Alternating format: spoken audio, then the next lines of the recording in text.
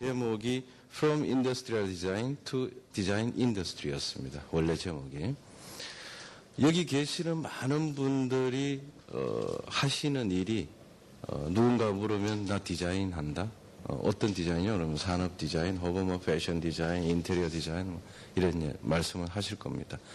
근데 이야기를 가만히 하다 보면 우리가 디자인하는 그 대상에 대한 분류를 하기도 하지만요. 산업 디자인이라는 거는 우리가 디자인하는 대상 그 필드를 의미하는 말이기도 합니다.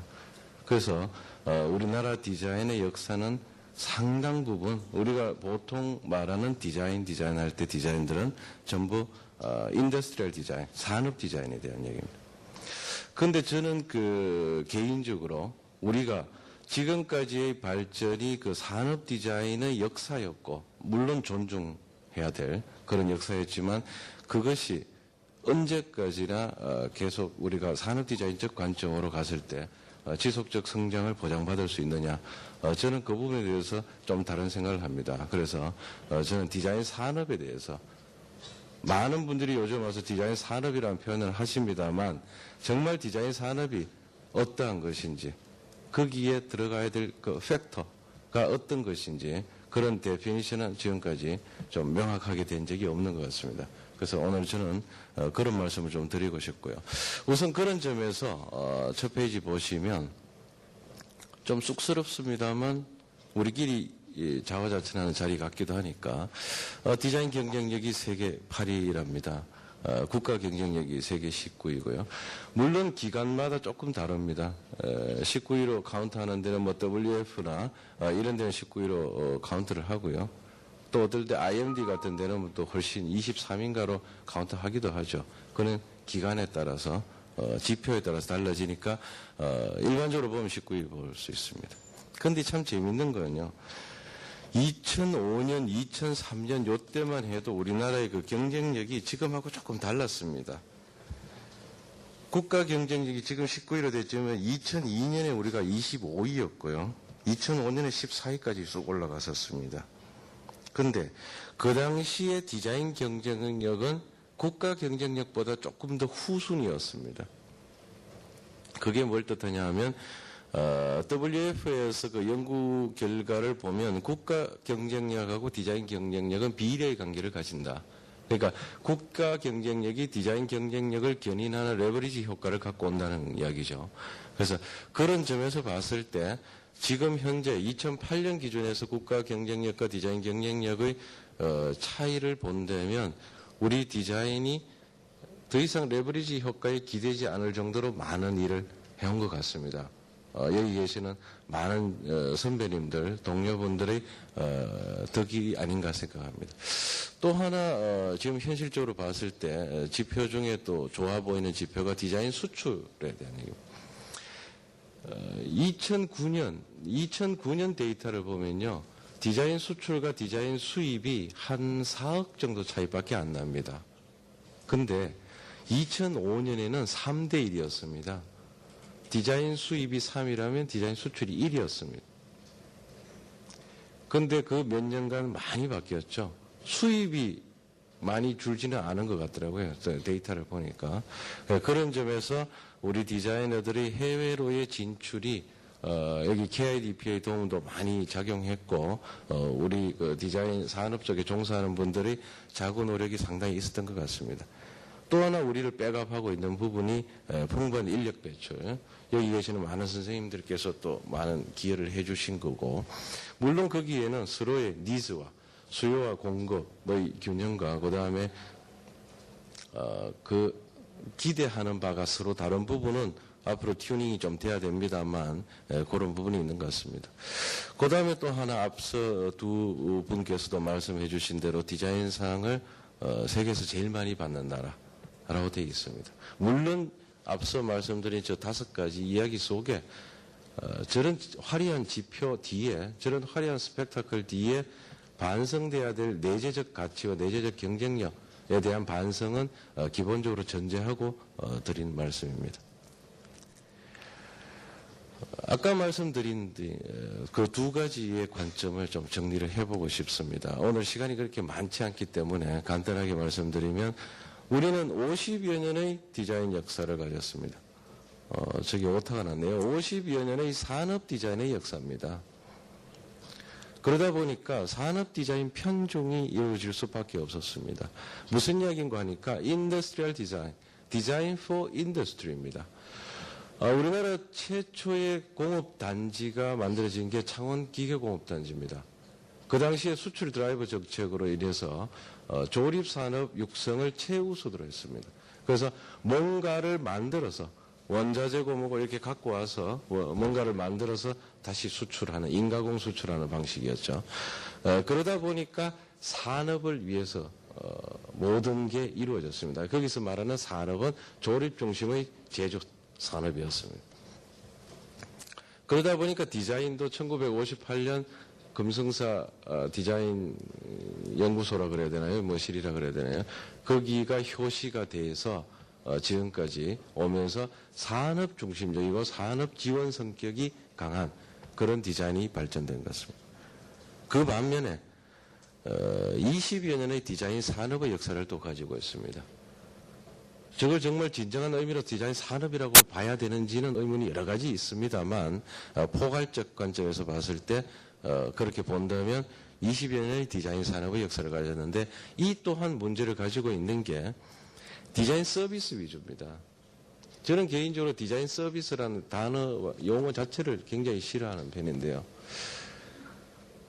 디자인을 제조 중심의 산업체의 디자인을 서비스해주는 기술 용역업에 그냥 머물러 왔던 겁니다. 20년의 역사라.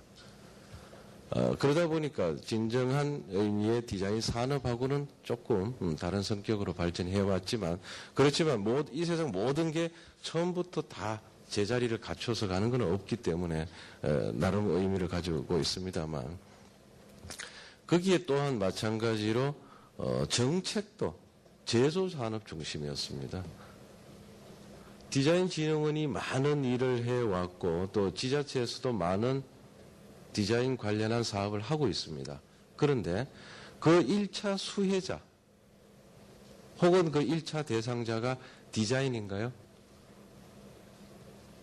제조 위주였습니다. 제조 위주였고 또 지금 지자체에서 많은 논란거리를 가지고 있는 그 공공 부분에 대한 투자들이 있었는데요.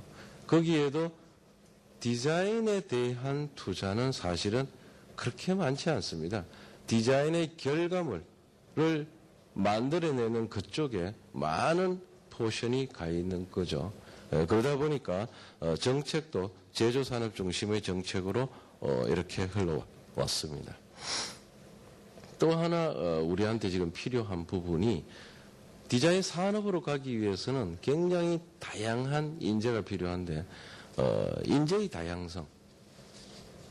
커리큘럼을 보면 모든 걸 알 수 있는데 그 커리큘럼이 좀 비슷비슷한 그런 아쉬움이 있습니다. 그러다 보니까 인재의 다양성이 굉장히 미흡합니다. 그러니 기본적으로 모든 것은 인재고 사람이 하는 건데 그 다양성에서 좀 결핍되다 보니까 이렇게 체인 리액션으로 저런 결과가 왔던 것 같습니다.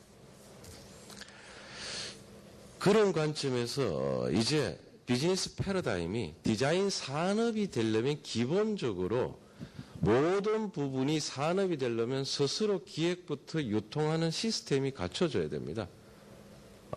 큰 의미든 작은 의미든 약간 약화되고 간략화된 개념이든 어쩌든 간에 밸류 체인이 존재해야 산업이 되는 것인데 지금 현재 디자인 산업이 제자리를 잡을 손 치면 그런 부분에서 패러다임이 좀 바뀌어야 된다. 그런 관점이죠. 그래서 기본적으로 패러다임 자체가 좀 바뀌어야 되는데 우리한테 주어지는 화두들을 보면 바운더리 리스, 탈산업화, 융복합. 요 세 개는 지난 수년간 너무 많이 들어가지고 별 재미가 없어져 버렸습니다. 근데 저 단어 하나가 가지는 기본적인 깊은 의미는 저는 이제서야 와닿기 시작합니다. 탈산업화가 과연 무엇이었는지.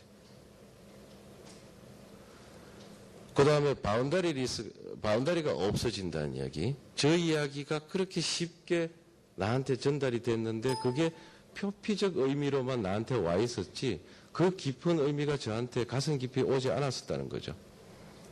이제 와서 보입니다. 오른쪽 그림에 보시다시피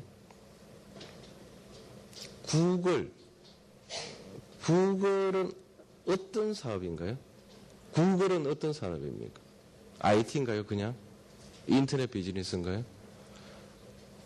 그야말로 바운다리를 있습니다. 완전 개방형의 플랫폼 비즈니스. 그러다 보니까 구글은 앞으로 구글이 추구하는 바는 우리로서는 알 길이 없습니다.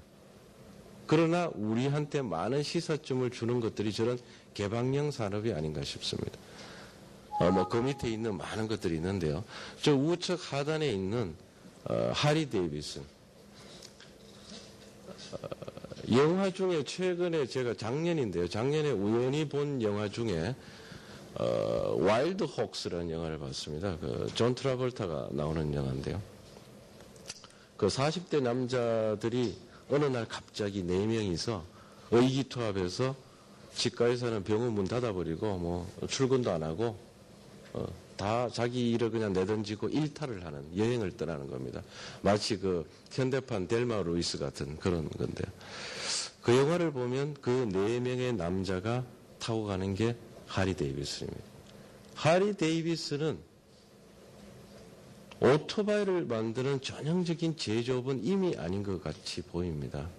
하리 데이비슨은 문화를 만드는데요. 이미 하리 데이비슨은 문화로 융복합이 됐다는 거죠. 그러다 보면 전통적 1차 산업, 2차 산업, 3차 산업이라는 산업 구분이 아무 의미가 없어지는 겁니다. 저 우측 하단에 있는 여기 없나요? 네. 다른가 보면. 예, 안 보이는데, 토고미 마을에 이렇게 떡을 치고 있는 장면이 보일 겁니다, 아마. 우리나라 농업이 전 정부 부처, 모든 부처에 다 자금을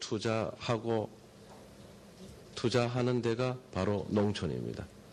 농촌에는 교육과학부부터 시작해서 지식경제부까지 모든 부처가 투자를 하고 있습니다. 그러다 보니까 마을회관부터 시작해서 각종 이름의 건물들이 즐비합니다. 각 농촌 마을에 가보면. 그런데 그런다고 해서 발전하나요? 토고미 마을의 사례를 보면 1차 산업이 농촌, 농업과 3차 산업이 여행을 잘 이렇게 하이브리드 시킨 그런 사례가 될 수 있죠. 예. 그래서 결국은 우리 앞에 도래한 현실은 전혀 새로운 신수종 산업이 등장할 것이다. 그런 생각을 해봅니다. 그럼 우리 디자인은 어디로 가야 됩니까?